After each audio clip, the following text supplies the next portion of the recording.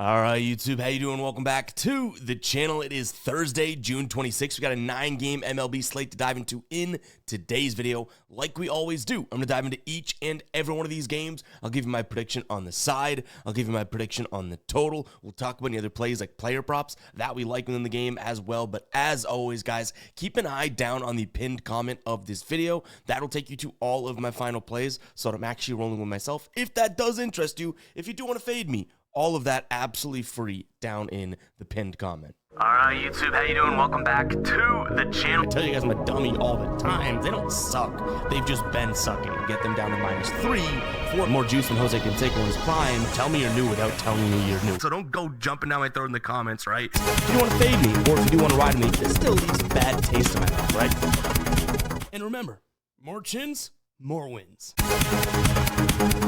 In terms of my final plays yesterday, we'll take it to ching. We go 7 and 4. Those first 3 plays kind of had me feeling a little bit scared here. The Pirates and Brewers, I was for plus money. The Red Sox, the Diamondbacks first 5, but then all the other one came through, especially those 2 player props in the Royals game there, right? Caglione and Jonathan India. Jonathan India being a .66 unit, which was one of our bigger plays yesterday for plus 120. I guess the one that we really do appreciate is the fact that that Cubs at our biggest play of the day, right? 0.75 units, -130 over on Novig. We'll take the cha-ching. Really spotted that one well. So yeah, a decent night there. Again, 7 and 4. We'll take that any day of the week.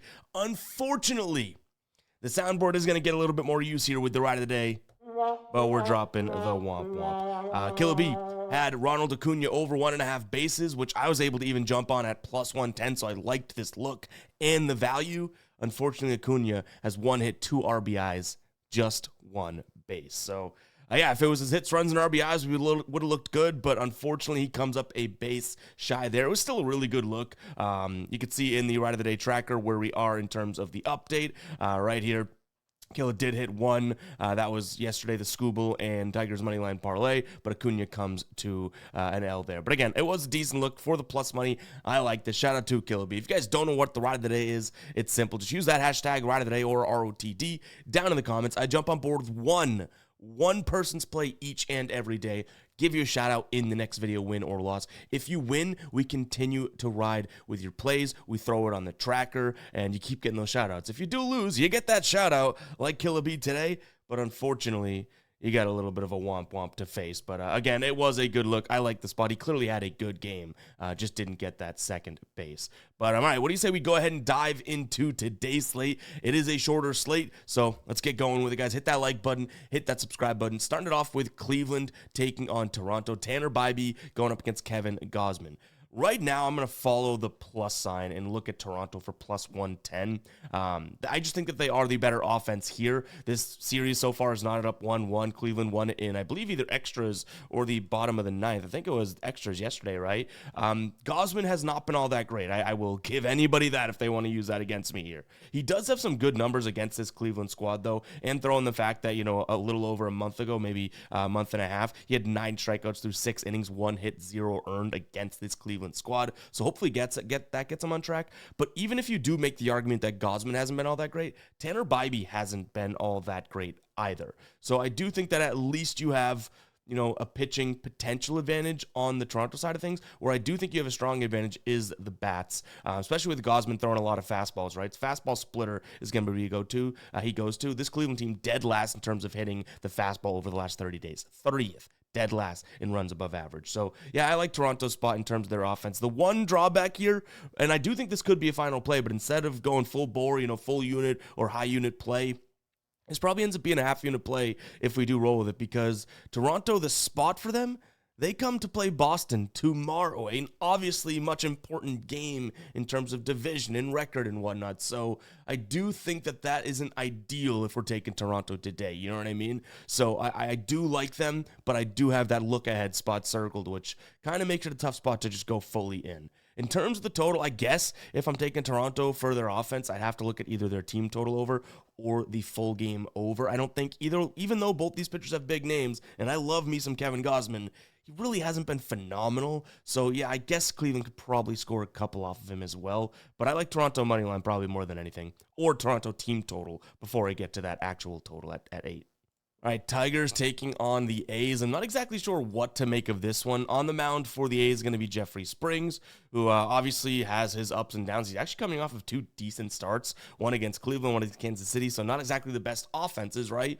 But on the mound for Detroit, this is where things get a little interesting. It's going to be Dietrich Enns. I think I'm saying his name correctly. He hasn't pitched in the bigs since 2021. He hasn't started a game since, like, I almost want to say it was like 2017. He came out of relief in 2021. Yeah, one start in his major league career. The guy's like 34 years old, so I don't know exactly what to make of him. This year in the minors, 14 starts, 1.2 whip, ERA of 2.8, so I guess we can give him a little bit of credit there, you know? But to me, this is a weird spot to be so heavily favored on the Tiger side of things and not even have a big league pitcher. So I guess I would lean towards the Athletics. If you're going to give me, you know, the plus 150 number, I would probably take that. But I think this is a little bit too much of a gamble, rolling the dice, right? Especially with the A's winning yesterday. Like, do they really take 2 of 3 in this series?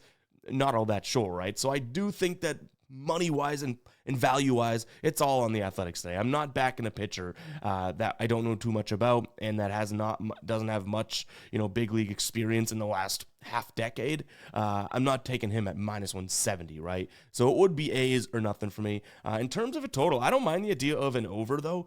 It's not like I'm sitting here saying that, you know, Jeffrey Springs is going to go out there and deal. I do like Springs. You know, he has flashes, but he's coming off of 2 good starts. And Detroit hits lefties pretty damn well, right? So to me, Detroit should score some runs. I'm just curious as to see what this Enns guy is going to do. So maybe you go Detroit team total over if you can get a good number there and don't have to worry about the pitching. But I think it would be Athletics and over for me overall in this one. So yeah, kind of a weird one though.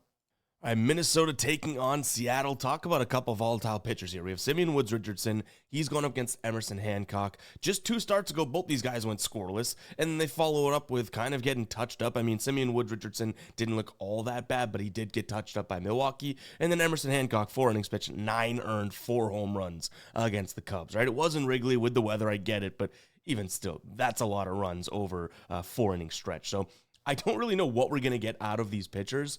I think Woods Richardson probably has a little bit of an advantage here. Don't know why I couldn't say that, but we finally got there. Talk about facing adversity. I guess I would lean towards the Twins. They're at home.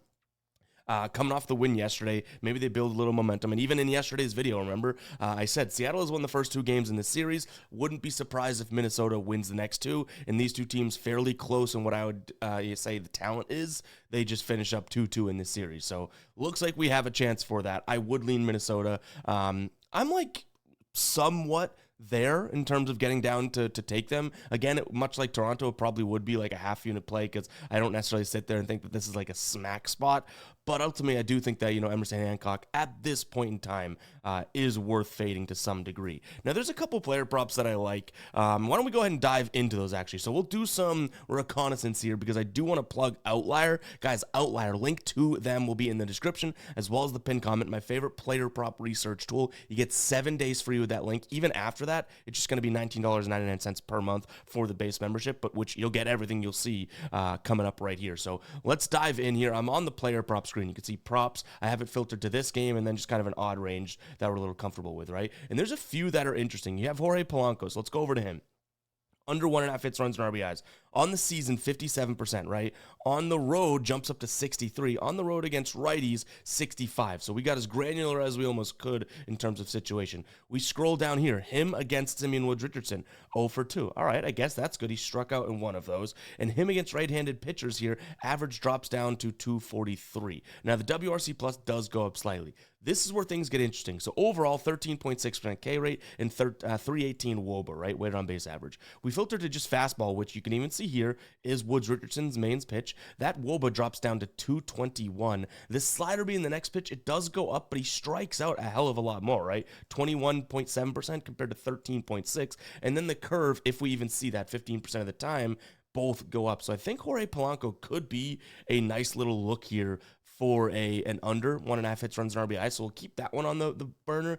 Matt Wallner, another one that we kind of looked at. So let's open this one up. Same thing, under 1.5 hits, runs, and RBIs. Just been trending in that direction. He's batting worse against right-handed bats. And Hancock, as bad as he's been, he is better in terms of batting average against, the left-handed bats. The sinker, going to be a pitch that he struggles with. The fastball, he hits well. The changeup, he struggles with. And then the slider, he hits well. So at least, the sinker being that main pitch, we could see some, success from Hancock out of. And this is what's really interesting. The fastball that he hits well, you can even use these heat maps on Outlier. Look at how low in the zone he hits the fastball. Looks like Hancock, strictly to lefty bats, is throwing this up in the zone. So I think both of these player props, under 1.5 hits, runs, and RBIs, could be plays that we end up rolling with today. And that is Outlier. That is just one little slice of the pie that you can get over there. I recommend you guys checking out that link in the description and pinned comment. 7 days free. You can go see for yourself. They also have EV tools, boosts, arbitrage, middling. The EV tool is absolutely awesome with all the filtering that you can do. This is part of the Outlier Pro, but insights, popular, games, and props, all of those tabs you guys can get for that deal I talked about. 7 days free, as well as that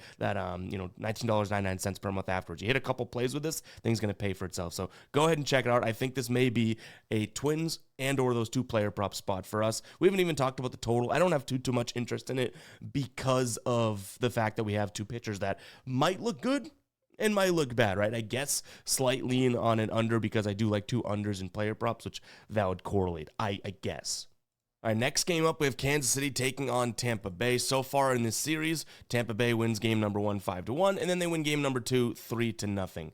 Kansas City does stay at home and take on the Dodgers tomorrow, so I don't think that they have this absolute look-ahead spot if you are on the Kansas City side of things. Tampa Bay, meanwhile, though it's not exactly the most pressurous series, they do fly to Baltimore and take on a divisional rival tomorrow, so that could be a tricky situation. You have Lorenzen, who's actually been fairly consistent over his last couple starts. He's not getting too much run support, and then you have Shane Baz, who has kind of been consistently mediocre, even though he started the season really, really well. I do think that Baz is better than Lorenzen. And I think the Tampa Bay Bats are better than this Royals team. I think that Tampa Bay has the better bullpen as well. But for whatever reason, I feel a little skeeved out by the line and the situation. Like I said, Tampa Bay has a divisional game coming up tomorrow. And again, Baltimore's not like their world-beating team right now, but it still matters, right? So in this one, I do think it's Tampa Bay, but I'm telling you transparently, I don't know if I can fully get there. If you liked Kansas City for the plus money, I would just end up looking at the over because I think Tampa Bay will score a couple of runs. And, if Kansas City does get to Baz, then, yeah, we might just see a bunch of runs come in. Now, the problem is this total is all the way up at 10, right? So if you can snag a 9.5 or something, maybe that's worth it. But I'm going to go Tampa Bay in the over. It's just a bummer because situationally, I feel like this could be a tough spot to take Tampa Bay. But analytically and data-wise, if we just put it in the vacuum, it looks like it could be a hammer of the Tampa Bay Rays spot because I think, again, they have a pitcher that I like. I think he has more talent than Lorenzen, even though Lorenzen has been consistent, but he's consistently, 5-6 innings, 3 runs.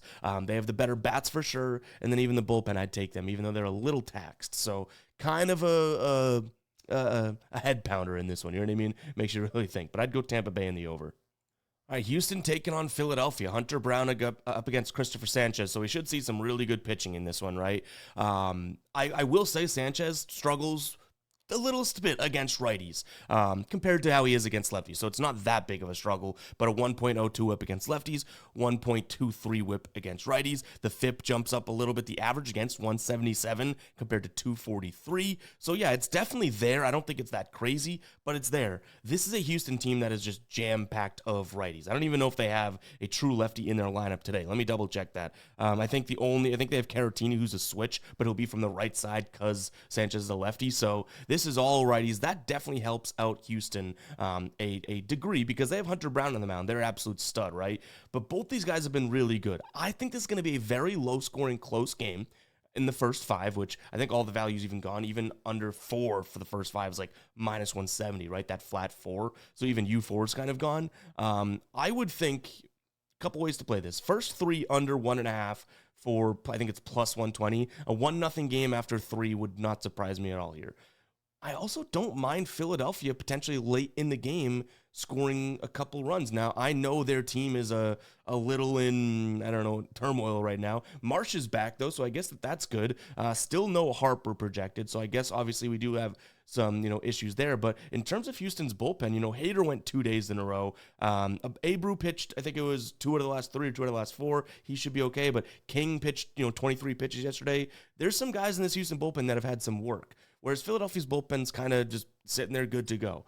I don't know. You could even make the argument that, yeah, Houston taxed bullpen is just as good as the Phillies' regular bullpen. Sure, I'm not really going to argue there, but for the money that we're getting on the Philadelphia side of things, which right now, their money line, which let me get the updated line so we can speak to it, plus 135 right now.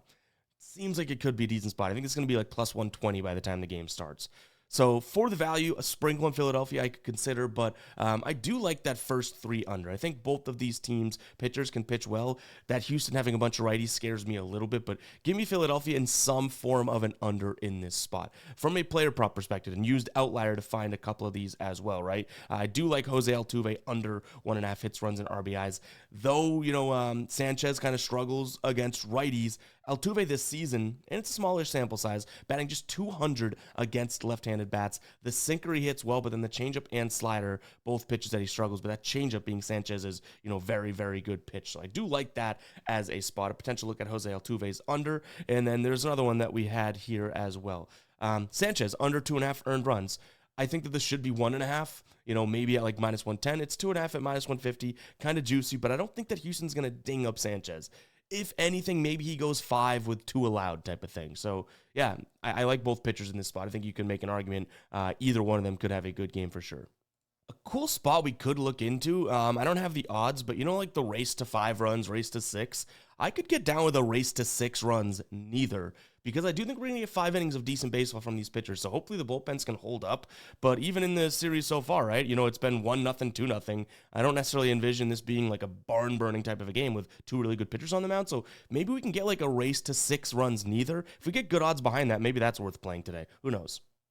All right, next up, we have St. Louis taking on the Cubs. Shota Imanaga returns from the IL here for a start. Andre Pallante on the mound for the Cardinals. Now, Pallante's actually been pretty good. I don't really want to take too much away from him. I believe the manager had said that Shota Imanaga will have a limited workload. He pitched 4 1/3 in his rehab start and looked pretty good, but I believe they said he's not going to go deep into the game. So that is worth noting. But I don't mind this Cubs bullpen the way that they've been pitching. I know it kind of was in game number 1 of this series, things got a little carried away, but even still, I kind of take them over the St. Louis bullpen. With Imanaga on the mound, let's hope that he's okay, because I think minus 120 for a Cubs spot here to close out this series and take 2 of 3 is probably the spot that I would end up, or actually it would be splitting, right? Because I think this might be a chance to split the series, so even more so I like that, right? Like let's not lose 3 of 4 against the St. Louis team. So I do like the spot here for the Cubs on the money line. St. Louis, I kind of worry that they scored, was it 0 runs yesterday? Maybe they come back like racing today. Hopefully that's not the case. Imanaga should be decent against them, as long as he is, capable for 5 innings or so. He's going to throw the splitter. That's one of his great pitches. 30th in terms of where St. Louis ranks. Right here, you can see 30th, dead last against the splitter there. I do have a little bit of concern. Like I said, I don't think Pallante is going to be all that bad. You can see fastball, slider. Well, fastball, slider. Those are 2 pitches that this is not. They have not had much success on the Chicago side of things. Even look at the players here on our dashboard, which I can explain how to get access, like I always do, to the dashboard in just a second. But look at that, only 2 guys in the entire lineup, Bush and Tucker, hitting the fastball well. So I don't necessarily think this is going to be a Cubs runaway spot with it. I'm just hoping that, Imanaga keeps them in it enough that this is a game that the Cubs can potentially win later on in the game. You know what I mean? So yeah, give me the Cubs on the money line, but I don't think I'm leaning towards an over. I think this might be an under, if anything, honestly, just because, again, I think Pallante might be okay. And if he's okay with those pitches, the Cubs might only have 2-3 runs through the first 5, and then maybe they get 1 in extras, 2 in extras. I don't think they're going to be off to the races. Now, I did mention the dashboard, right? If you guys want access to the dashboard that you just saw, and I'll explain a little bit more here, head over to GuyBostonSports.com. GuyBostonSports.com. You go to the members area. You can even do GuyBostonSports.com/members, but I would just go to the website, members, top right of your screen, click MLB dashboard. Now, I'm logged in, so you'll see the dashboard. You can open this bad boy up. You're going to get each and every game broken out in a visual format, from pitcher data, bullpen bullpen data, pitch mix. So what are the pitchers throwing, right? Batting overall in the last 30, batting against the hand that they'll see last 30, and then batting whether they're on the road or home against the hand that they'll see. This stuff is absolutely crucial if you are looking to make some optimized sort of opinions and develop those on the game. I built this for myself, a couple of years ago, and it did not look like this. It was a little bit more basic, but built it for myself so that I could have more information quicker and, again, more efficiently heading into recording these videos, right? So if I can use it, I'm sure you guys will be able to use it as well. We upload that each and every day. If you're not logged in, it'll look like this. That was a logged in view. So not logged in, it'll say, hey, you need a membership. We have 2 memberships available right now. All sports, which all you're getting right now is the MLB dashboard, but we leave that up, I've said multiple times, because whatever price you get in at, as long as you keep it active, even if we up our price, you'll stay at that price. So we let this be active in case anyone wants a year-round subscription for any of the dashboards that can avoid any price changing, right? But the MLB dashboard right now, $4.99 per month. Again, this thing is absolutely awesome. I would stand by this 100%, and we're constantly feeding new and new information into it. You can see there's a lot of empty white space here that we might be pumping more and more into, so very, very excited for that. Check it out for yourself, guys. GuyBostonSports.com. Consider becoming a member. Is it something that's just going to algorithmically say, hey, go take this? No, you're going to need to use your own brain, but you'll have the weapons and information at your disposal to do so. So check it out, guys. It consolidates like 7 to 10 websites on any given day, which is really, really cool. GuyBostonSports.com. Consider becoming a member. All right, much like we have so far in this series, I still don't care too much about it. You have Kershaw versus Gomber, 2 lefties. I will say Kershaw, maybe this is a get-right type of a spot for him and all that. There's a chance that he gets hit, though. I've been saying all year long, the more and more I've noticed and looked into it, guys that throw, off-speed stuff like Kershaw's going to throw the slider, the curve. That stuff gets hit in cores a lot more than some of these flamethrowers. So maybe that's something that's worth noting. I still don't think you're going to get much value on like Colorado team total over, nor would I ever really want to like stick to that in a sense, right? But I'm going to lean towards, an over, maybe Colorado team total over. That's probably it. I do think the Dodgers are obviously the better team, so if you want to toss them into your parlay or something like that, sure. But it always stinks when just so happens that minus 270 team doesn't come through, right? So I do think that it's a Dodgers spot, but ultimately, to me, they're flying home, I think, right after this, right? And they don't even have a day off. Actually, I think they go to Kansas City, so either way, they're flying out or traveling after this. All right, moving on, we got San Fran taking on Miami. Jansen Junk, which is still such a cool name for a pitcher. He's getting his second start here with Miami. He does have a few bullpen appearances. Going up against Hayden Birdsong, who I don't think has really been all that phenomenal, right? The problem here is that this Miami team beat Justin Verlander. They beat Logan Webb. Like, are they really going to come into San Francisco and sweep this Giants team? Not so sure. So I do think for the plus 170, this is a Miami spot. The sweep kind of concerns me. I don't necessarily think that that's going to happen today. So, yeah, I mean, for what it's worth, I would take that plus 170 if I had to, because I don't think that this Hayden Birdsong Giants team right now is worth minus 180. That's for sure, right? But even that total's telling us a little bit of something, right? It's sitting at 7.5. I think both pitchers will pitch fairly well, and both of these guys should be guys that are pretty damn good through the first 3 innings. So much like we did yesterday, this could be a spot in which we take a peek at the first 3 under. I think Junk can really perform through the first 3, and then Birdsong as well. So far this season, Birdsong at home, 60% of his games, I believe it is 6 of 10 at home. He's gone under in the first 3. He's kept the team under, right? Junk only has the 1 start under his belt, and it was at home, but it was 4-0. Atlanta kind of got to him. So I do like the idea of, maybe a 2-0 game or something like that through 3. We're getting some decent value. Hopefully Birdsong can hang in there, right? He's going to throw a lot of fastballs, a lot of sliders, even using our dashboard. You could see here we should feel pretty comfortable. Fastball, 23rd for Miami. Slider, 29 for Miami, right? And then the other side of things, the slider, the big pitch for Junk, which is kind of fitting. 11th, fastball's 20th, the curveball right here, 23rd. I don't sit here and think that there's going to be, a really good spot for the Giants to score. But ultimately, they are what I'd consider the better offense, so we shall see. I do like that first 3 under, though. We cashed it yesterday. Maybe we go right back to it today. Now, we don't have Logan Webb or Eddie Cabrera, but I still think that these offenses are still a little bit away from clicking. You know what I mean? All right, Braves and the Mets. This has been a decent series so far, right? At least like competitive baseball. The Mets get the win yesterday, 7-3, which we kind of saw coming. I don't know if I liked the price yesterday, but makes sense, right?